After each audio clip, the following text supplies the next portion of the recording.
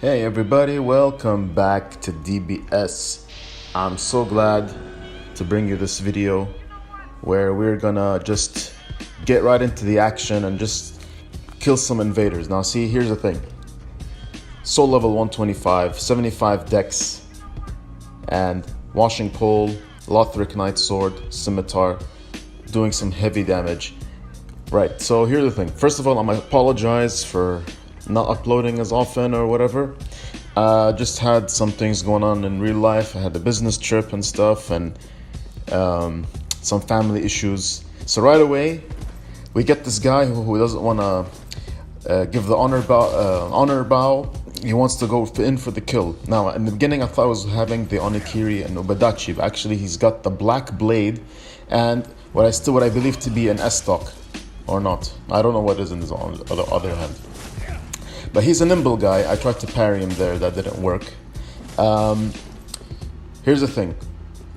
The whole point of this video is that I want to see how good invaders are these days.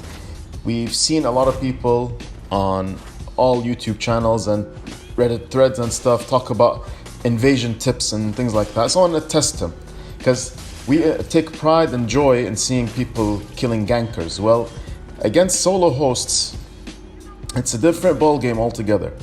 As you may know, I've been playing a lot of the arena previously. Like I was mainly a duelist, so I know the ins and outs. But the invaders, I wanted to see how creative they are and if any one of these guys can beat me. Again, I'm not unbeatable. I'm not a PvP god that's like whatever, but I do know my way around.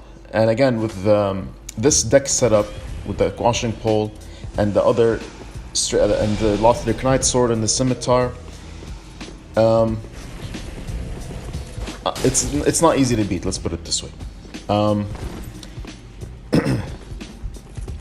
In the very beginning, I got really cocky against this guy because I'm like, it's just an axe, Dragon Slayer axe with the bundles. But then he got a couple of hits on me, and I realized that he's doing actually a lot of damage. But in the meantime, what you can see is that when I play katana, I tend to play aggressively. I don't tend to always play reactively. Of course, reaction has a lot to do with it, especially if you're playing against someone with poise. But I just go in all the time, try to get a few hits in. I give him a running wash R1 just to bait him or to tease him or to get him moving. Over there, I got a nice damage on his on the riposte. Unfortunately, I didn't get it, but I did get like a lot of damage. But as you can see, he as well countered me back with a lot more. So I got like, let's be more careful, because apparently this guy can really kill me very quickly. So I tried to finish the fight off with some throwing knives, and then I realized that this was probably not a good idea, because that thing, man, it has a lot of range for roll catching. But in the end, I got him with the running R1. So that was a GG, but that was a dangerous weapon, especially if you wanted to get caught in a roll cycle. Now this guy, he's a parry king. He wanted that parry really bad. Really, really, really bad. He really wanted it. So since I knew that's probably his game plan, I tried to flush him out, bait him out into attacks. I thought he was gonna try to come at me. Again, he's basically all he wants to do is parry. So what I did is I switched my weapons, which you can see in a second. I tried to switch to the Lothric Knight Sword just so I can get him to be a little more careful of me, because straight swords are less predictable. Well, they are predictable, but less predictable. Now, since I knew this guy wanted to parry me, the weapon art on the scimitar is unparalleled. So I went in, and you can see the R1 counter is recovery is so little and so beautiful on the scimitar. So here he got he realized that he's gonna have to spam, and he got panicked right there. And I give him that hit, going for the riposte. Basically, what you want to do is to get the guy to panic, and with that scimitar unparable weapon art, he panicked and he lost it. Now, another thing you have to deal with in PvP is laggers. Like, this guy's not really lagging. Like, I don't mean he's lagging because it has a lag switch, but I mean like you have to deal with latency and you have to deal with lag. So in the beginning, as you can see, these hits are registering a bit late, and I realized that this could be one of those drawn out fights, so I tried to finish him off with the throwing knives, but he got out of my range. And he went in for the heal. This is the first healing we get. So I heal back up in a second because I want to get that Lloyd Sword Ring extra buff. So I realized that the only way to start to beat this guy is to just spam R1 and just kill him as quickly as possible. And that's what I end up doing.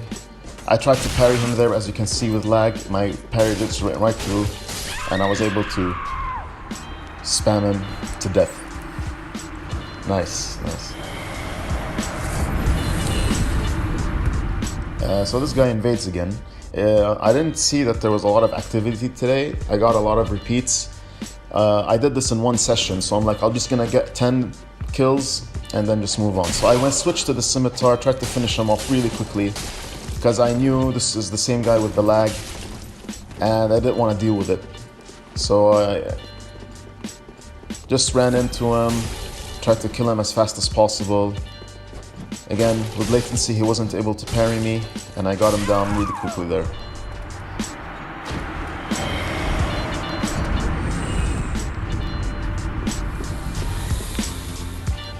Always nice to be in Gang City at this time of year. Right, this person... Right, so I thought it was the Sellsword Twin Blades at first, but actually it's the Grave Warden Twin Blades. Now this is something you don't usually see. You usually see Grave Warden Twin Blades with bleed builds, not really like high dex and faith builds, because I know that the Sellsword Twin Blades does more damage with high dexterity. But this person also had like literally no vigor, as you can see. I thought I was gonna get the parry there, but couldn't. Switched to the scimitar because he's using a scimitar too, because you wouldn't want to get caught in these.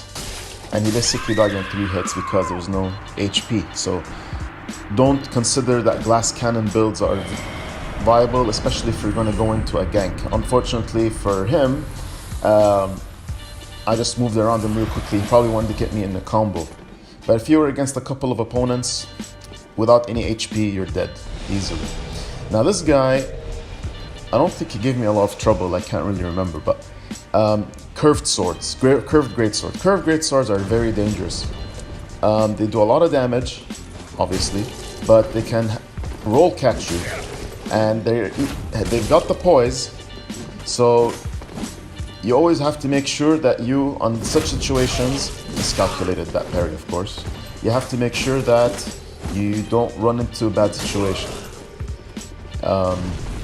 Since they will outpoise you if you're using like these weapons like mine, of course. I'm not talking if you're using ultras. So I went in, just wanted to get into the kill. Scimitar, always an excellent way to finish, especially when people start panicking, and that's when people make their most mistakes. This guy was interesting. He was actually like not like a standard build. So this guy, what he wanted to do was to get me first in the Perseverance Cestus. So I'm like, you know what, I'll just wait for that to happen. But then he pulled out his Pyro Glove.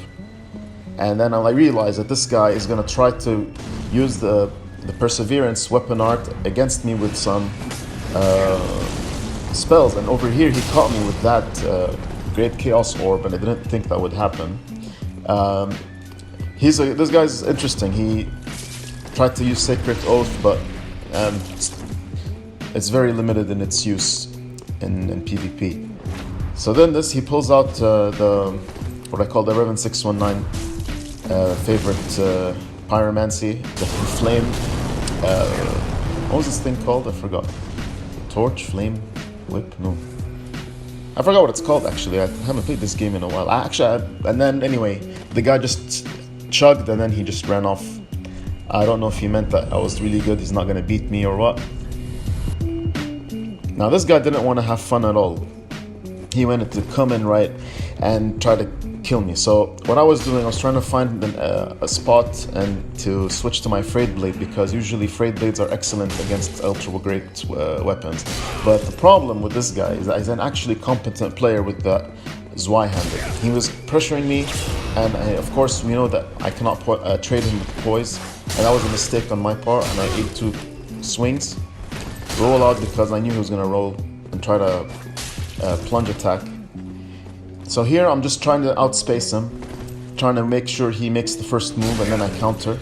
But this guy knew what he was doing, and I kept trying to be faster than he is. So you always got to make sure you be careful with ultra great swords, because although they're considered to be low tier, but as you can see, that was just like a roll catch, and then he just ran through, and I'm like, okay, this is I'm gonna be in danger here. I literally had need 1 hit, so I switched to the straight sword and then clutched kill. I gave him a point down just because I thought he was wanted to taunt him. I knew he was gonna be happy that he thought he was gonna kill me, so I gave him the point down. But he was a good player. GG, man. And then he invades again right after, immediately. So I give him the clap, and I'm back to the washing pole because I realized that this guy is not the typical ultra great sword user. So again, I'm trying to counter because I knew I can't trade with him. I don't know why I tried to do a parry. I thought I was going to do a rolling attack, but he didn't. So again, just try to not to make the first attempt over there. I thought I was going to break this poise. It didn't. I ate 2 poise trade R1s, and I got a roll catch, so it's something I didn't expect was going to happen. In this moment, you switch to red tier stone ring. You give him 1 R1 and you follow up.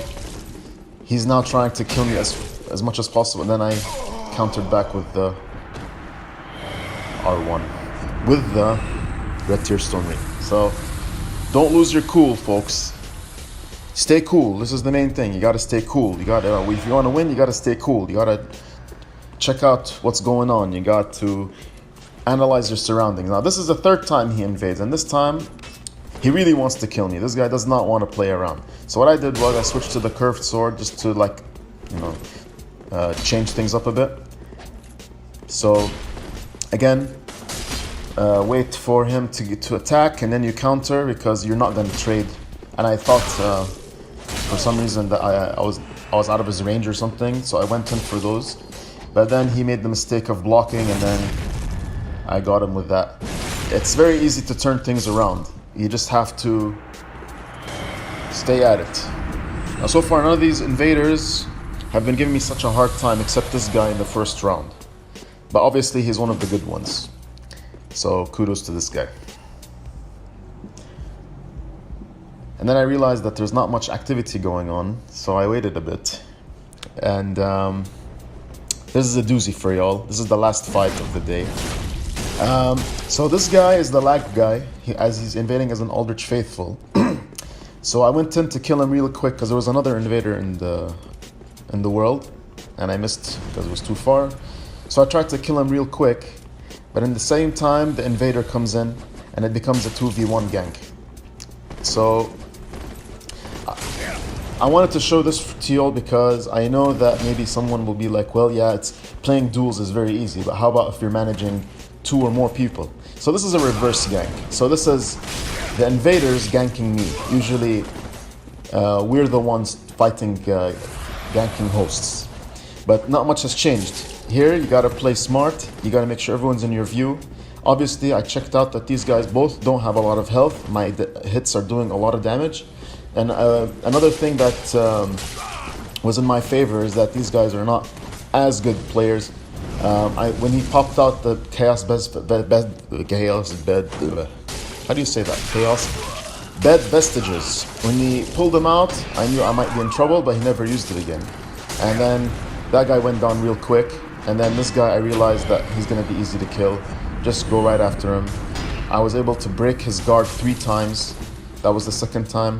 He heals, I go in with the washing pole, give him 1 weapon art, and then boom, 2v1 down. So this is the video for tonight, guys. I hope you enjoyed it. Of course, it deserves the point down. And I apologize for lack of videos. I started my blood level 43 Bloodborne skill twink. I have not optimized it yet. I didn't go back to it since then. Just a lot of things going on in my life. But let me know if you have any other ideas you want to do. You want to fight me, you want to challenge me, you want to do like weapon showcases. I'm down. Peace, guys.